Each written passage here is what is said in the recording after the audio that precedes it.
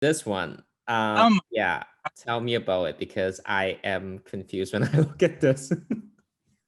oh my gosh. So I was where was I? I was reading Macbeth. And I was Wow. reading, yeah, I love Shakespeare.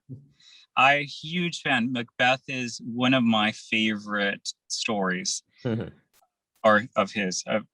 And I was inspired by the witches. Hecate, Yep. God, Hecate, the only one that I remember. Hecate, and then there's two others. But I was inspired by the witches, Mhm. beginnings of the scene, and I wanted to give them something that is synonymous with warding off evil thoughts, negativity, which is the evil eye, the Yep. circular. This is very prevalent in many cultures, Yep. especially Middle East, and we also have a lot of it in Mexico. They always have it in bracelets, in red string bracelets, and it has the evil eye to ward off Yep. negative. Yeah. So, and it's ironic that these witches have these evil eyes to ward off what they are. They are apparently evil. And so I wanted to use the keyhole. The keyhole is in the dress, which you often see in Salvador Dali's Mhm. piece. You Mhm. often see keyholes where there shouldn't be. It's like a lock. Yep. Try to, and then there's a balcony, a small little balcony. So then it becomes a window. And then there is a string again that interweaves in all of them. It goes in and out on each of these figures. Now they are wearing couture, but I wanted to reshape couture and change it into a different form, where Mhm. they become like these things. And they are kind of offsetting too, because when you look at it, you kind of don't really want to look at it because Yes. of the eyes. They're staring at you. Yes.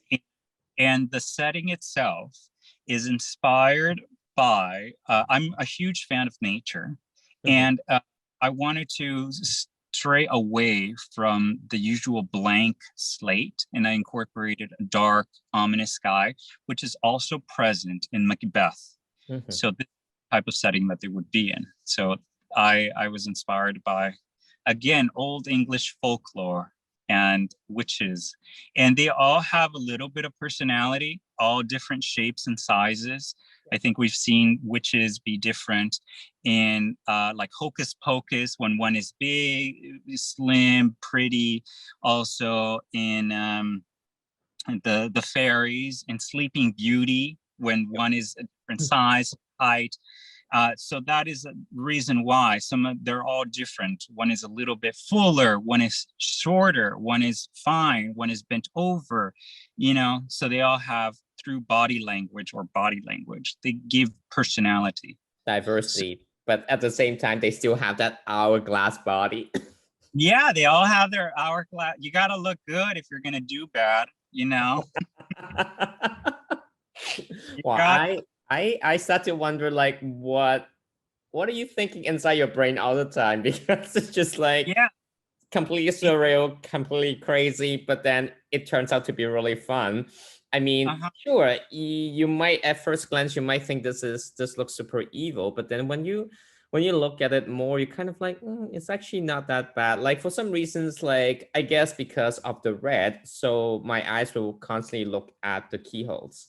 Yes, exactly. Because you want to know, and that is a keyhole. That's why people look into keyholes, because you want to see what's on the other side.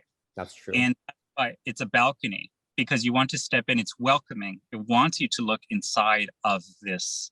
Yes. But throwing you off is the evil eye. It's like you can look, but you can't touch, kind of thing.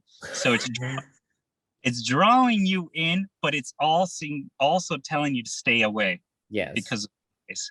So it has like a weird friction between the viewer and the piece. That's Uh, it's Dali did that. It's very prevalent in surrealism, very prevalent in a lot of works of art, not just surrealism, but any form. I think portraiture mhm. as Well, I think this is gonna be a good bathroom piece. Basically, just I like love hurry up that. and finish and go home.